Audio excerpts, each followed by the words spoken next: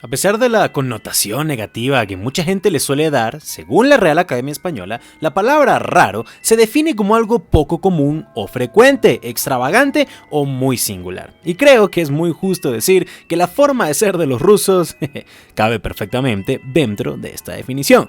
Pero una cosa es definirlos así y otra muy diferente es ser capaces de explicar el por qué son así. La semana pasada, aquí en este canal, comenzamos a explicar justamente esto, hablando de sus inicios como nación y cultura, más el trauma colectivo y constante que aquellos fuera del poder siempre padecieron.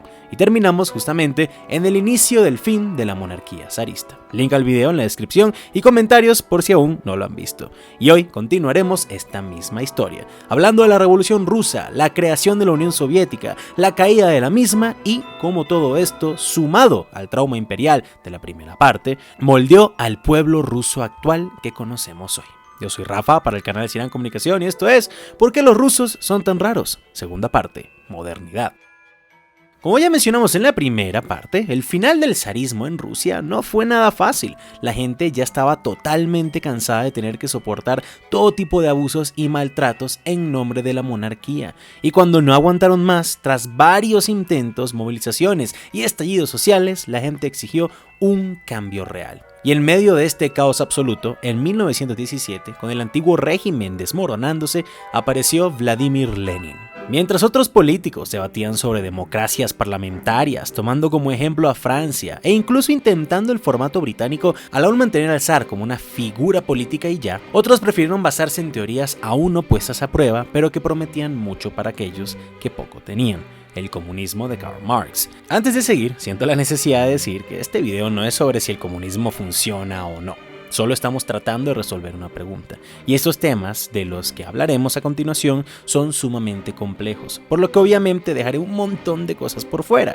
Pero muy básicamente y resumido, incluso cuando un nuevo gobierno subió al poder con metas más moderadas y tratando de aún mantener algo así como un status quo, tras la abdicación del zar, Lenin quería algo radicalmente diferente. Él escuchó los traumas del pueblo, vio también los problemas tan arduos que éste afrontaba, tres simples cosas que todo el mundo, sin importar de dónde vinieran, quería poder tener. Y estas tres cosas las convirtió en una promesa, un eslogan que decía sería su misión de vida. Tres palabras simples y brutalmente efectivas que fueron un ataque directo a cada herida de las que ya hemos hablado en estos videos. Y eran paz para los millones de soldados campesinos que morían en el fango de la Primera Guerra Mundial por un zar que los veía como carne de cañón, luego pan para las ciudades hambrientas, para un pueblo del que el Estado había extraído millones en impuestos y en su servidumbre, pero al que ahora dejaban morir de hambre, y por último la más importante, tierra para los descendientes de siervos que durante 1000 años habían sido tratados como almas y propiedad sin derechos, que nunca habían sido dueños del suelo que trabajaban. Y este mensaje funcionó. Para el ruso promedio de 1917, esto no fue una elección filosófica por una ideología comunista o una capitalista, sino que fue la única alternativa que tenían para dejar de morir de hambre, o así lo veían ellos. Los bolcheviques, el Partido Comunista, no ganaron porque convencieran a todos de que las ideas de Marx eran las más éticamente correctas, sino porque fueron los únicos que ofrecieron una salida tangible al trauma insoportable del imperio. Pero claramente el cambio no sería inmediato. Lo que siguió fueron arduos años de intentos de cambios, valga la redundancia, que al final, más que liberación, parecía más bien un cambio de gerencia. Bajo el mandato del Partido Comunista, ya no era un zar el dueño de su gente, sino la idea de una madre patria unida, pero que también creía que el fin justificaba los medios, donde el individualismo era aplastado, donde aún morían millones en campos de trabajos y fábricas, y donde la misma corrupción del pasado seguía estando presente. Aún así, en sus inicios, más específicamente, sí hubo cambios positivos para la gente. Hasta cierto punto, las tres promesas de Lenin parecían estar al alcance para una mayor porción de la población que antes. No todos, pero sí un poco más. Pero, de todas formas, esto no duraría mucho, ya que tras la muerte de Lenin en 1924, sería Joseph Stalin, quien por cierto no era ruso sino georgiano, quien en una movida agresiva por el poder total exilió, encarceló y hasta mató a toda su competencia en el Partido Comunista para convertirse en lo que muchos dentro del país llamaron como el zar rojo. él no solo heredó un país, sino que también heredó la paranoia geográfica milenaria que tanto hemos descrito. Y al tener un pasado muy turbulento, más haber llegado al poder meramente por su crueldad, inteligencia y capacidad para hacer lo que fuera necesario para completar sus objetivos, Stalin sabía que, a pesar de la revolución, la nación seguía siendo una fortaleza vulnerable. Y su respuesta fue la industrialización forzada a una escala y velocidad inhumana. Este ordenó unas guías y objetivos para cumplir que, más que ayudar a su gente, los castigaron como tal vez ni los propios zares fueron capaces. Y a estas guías las llamó como los planes quinquenales. El objetivo de Stalin era crear una industria armamentística y acerera que era prácticamente inexistente en la nación para ese momento, por lo menos a los estándares que él quería. Y su plan estaba diseñado para llegar a cumplir ciertas cuotas y objetivos cada 5 años, de ahí viene el nombre. Para esto se trajo forzosamente a millones de campesinos a las ciudades para que trabajaran en las fábricas, quisieran o no, y a los restantes los dejó en granjas comunales con la misión de alimentar a toda una nación que ya estaba pasando hambre de por sí, con menos de la mitad de la gente que tenían antes. Y no solo eso, sino que también pretendía exportar grano para venderlo al extranjero y financiar la misma industria que trataba de construir. Para lograr esto, Stalin desató la colectivización forzada, arrebatándole brutalmente al campesino la misma tierra que la revolución de Lenin le acababa de prometer.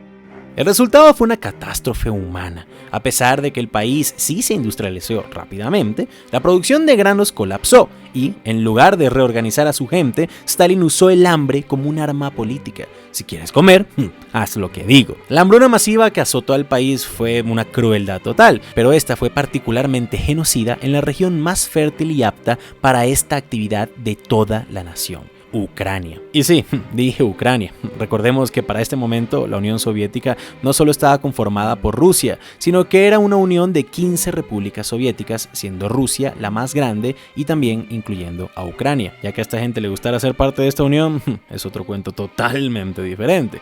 Pero bueno, a esta hambruna localizada en Ucrania se le llamó como el Holodomor. Y aunque es imposible decir con total certeza cuánta gente murió en esta hambruna totalmente prevenible y forzada, los estimados más comunes dictan cifras entre 1.5 y 4 millones de víctimas solo en Ucrania y de entre 3 y 12 millones en toda la Unión Soviética. Para que se hagan una idea, si nos vamos al promedio de estas cifras, eso es como si hoy absolutamente toda la población de ciudades como Miami, Quito y Madrid juntas murieran de hambre en un año, y de paso de hambre. Con esas acciones, Stalin demostró que el Estado soviético, al igual que el de los zares, no solo veían al pueblo como un recurso explotable, sino que estaba dispuesto a sacrificarlo de a millones para proteger su podrida fortaleza. El trauma del siervo, o mejor dicho, ahora del camarada, no desapareció, simplemente se modernizó con la brutalidad de la ideología y de la industria, mientras el terror de las purgas y los gulags eliminaban a cualquiera que se le interpusiera. Y por si fuera poco, en 1941, después de haber diezmado a su propia población, la paranoia se hizo realidad. La invasión nazi fue el apocalipsis que la fortaleza sitiada siempre había temido tanto. La Segunda Guerra Mundial no fue solo un conflicto, sino que fue la cúspide del trauma que definió al siglo XX ruso. Uno de los dichos más famosos de esta época es que la Segunda Guerra Mundial fue ganada por cerebros británicos, dinero estadounidense y sangre rusa. Y me atrevo a decir que nada es más cierto que esa última parte. El sacrificio por parte de la gente de este país fue inimaginable. Más de 25 millones de vidas soviéticas perdidas. Y entonces algunos dirán y justificarán, muy cruelmente si me preguntan a mí, que este número podría haber sido incluso mucho más alto de no haber sido por la industrialización forzada de la que ya hablamos antes. Esto es algo debatible, pero sea como sea, el trauma de esta guerra se convirtió en el mito fundador sagrado de la Unión Soviética. No solo ganaron la guerra, sino que validaron de la forma más brutal posible su eterna mentalidad de fortaleza. El mundo era hostil, el sacrificio había sido necesario, y la única forma de garantizar la supervivencia era construyendo un muro, o mejor dicho, un telón de acero. Una vez más podríamos quedarnos hablando de todo lo que pasó durante la época soviética tras la Segunda Guerra Mundial por horas. Y la verdad invitamos a todos ustedes que nos ven a que investiguen y quieran seguir aprendiendo de este tema por su propia cuenta. Pero lo que vino desde los 50 hasta la caída de la Unión, específicamente para los rusos, fue básicamente más de lo mismo. A pesar de que la creación de la fortaleza fue justificada, no quiere decir que el propio plan fuera uno bueno. El sistema estaba roto, corrupto, oxidado. Poco a poco sus fallas y la constante comparación con Occidente hacían que menos personas creyeran en dicho proyecto. Muchas de las repúblicas buscaron su independencia, la economía planificada era incapaz de competir, el gran costo de la carrera y competencia con Estados Unidos era impagable, y todo esto sumado a mucho más finalmente terminó en que en 1991 el gigante de hierro se desplomara. En Occidente esto se celebró como una gran victoria, el fin de la historia lo llamaron algunos incluso, pero para el pueblo ruso, quien es cierto, ahora tendría más libertades, también fue un cataclismo social. Fue el segundo colapso total de su país en menos de 80 años. Esta vez también dividiéndose en 16 partes y perdiendo a millones de ciudadanos. Y para su gobierno, este fue en muchos sentidos aún más humillante. La Unión Soviética no solo cayó, sino que estalló en 1000 pedazos y dejó un desastre en su lugar. La transición al capitalismo y la reorganización estatal, la infame terapia de choque y el reintegrarse al resto del mundo fue un caos brutal para el país. Para muchas familias, sus ahorros de toda una vida se evaporaron de la noche a la mañana por la hiperinflación. Su reintegración al resto del mundo, una vez más, fue sumamente lenta. Y como pareciera que es ilegal o imposible que no haya nadie oprimiendo a esta gente, a pesar de ya no haber un partido comunista o un zar en la cima, un puñado de gente muy bien posicionada tomó el control de las únicas empresas productivas que quedaban y también el derecho a explotación de lo único que aún le daba dinero al país, los recursos naturales y los combustibles fósiles. La pobreza, el alcoholismo y el desempleo seguían siendo un grave problema. Y es cierto, en teoría de 1992 al 99, Rusia vivió el periodo de su historia en donde más libertades han gozado como pueblo. Pero esos 7 años también han sido los más desordenados y caóticos que han tenido. Esto se le puede atribuir a lo difícil que fue transicionar de un estado totalitario comunista a una federación democrática, pero aún así, mucha gente en el país asoció esta época con dos cosas horribles: corrupción y vergüenza. Eran un gigante muerto cuyo cadáver servía solo como alimento para los buitres, y nadie supo aprovechar este mal momento mejor que un tal Vladimir Putin. Para bien o para mal, él fue la respuesta directa a esa herida. Su promesa fue implícita y clara: el caos y la corrupción se han terminado. Yo seré quien restaurará el poder del Estado y haré que el mundo vuelva a respetar a Rusia. Estabilidad y respeto me suenan bastante a pan, tierra y paz. Para un pueblo desesperado por estabilidad, esto fue un alivio. Y lo más importante, esto no era nuevo. Putin era el vivo reflejo de 1000 años de historia y su gente lo sabía. Tal cual como el pueblo eligió la mano dura de Lenin sobre el colapso del zar, sus nietos eligieron la estabilidad de un disque hombre fuerte sobre la anarquía de los 90. Ante la amenaza del colapso, la fortaleza sitiada siempre recurre a su viejo guión: un poder central y absoluto. Pareciera ser que, una vez más, es ilegal para el pueblo ruso no vivir bajo la bota de alguien. Y Rusia no cambia nunca.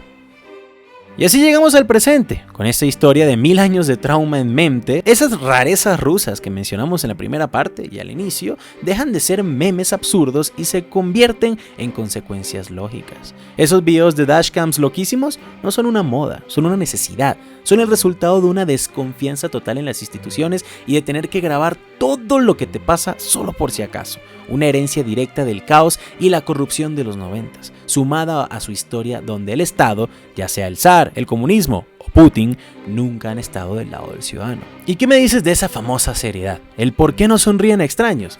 Es un mecanismo de defensa. En una historia definida por la servidumbre, las hambrunas y el terror de los gulags, una sonrisa sin una razón genuina es un signo de falsedad o locura. Al final, la seriedad para un ruso es sinceridad.